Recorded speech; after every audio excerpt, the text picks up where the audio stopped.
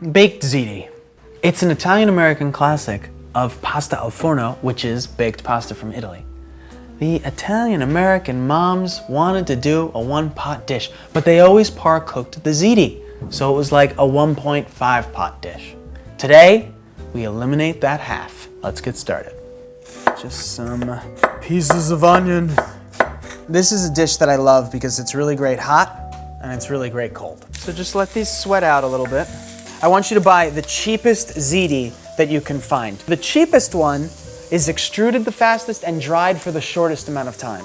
Especially since we're cooking it in the pot here, that's gonna make a huge difference. Some ziti in.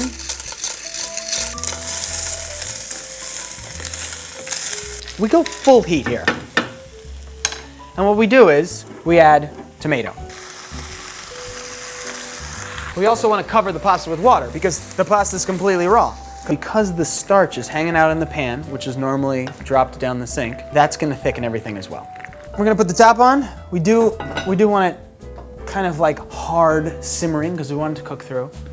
But if the box says 8 minutes, we're going to go 8 minutes and then take the top off and actually cook probably 25% longer. While this is cooking, let's talk about the origins of the dish. This dish that we're making here is really a combination of the beautiful things from both Italy and America.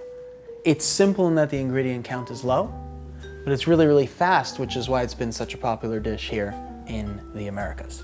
Our 8-minute cooking time has elapsed, and let's see what we can find in Pandora's box. So allow this to keep simmering.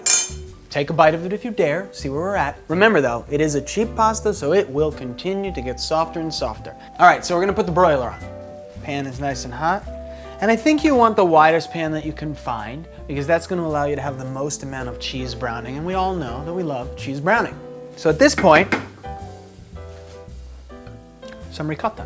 This is one of the reasons why this pasta is so good when it's cold.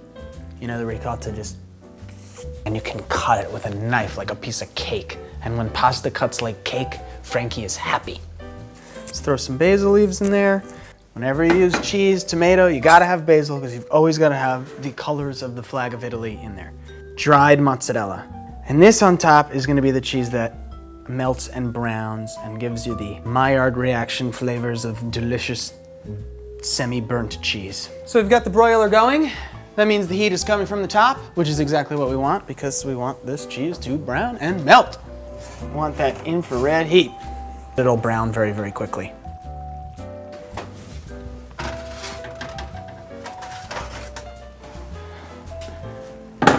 So if we cut into it right now, we're gonna have stringy, cheesy goodness, and if we wait until later, it'll cut like a cake. Baked ziti the way it always should have been, cooked for no longer than it takes to cook regular pasta, and given just a kiss in the broiler in one pot.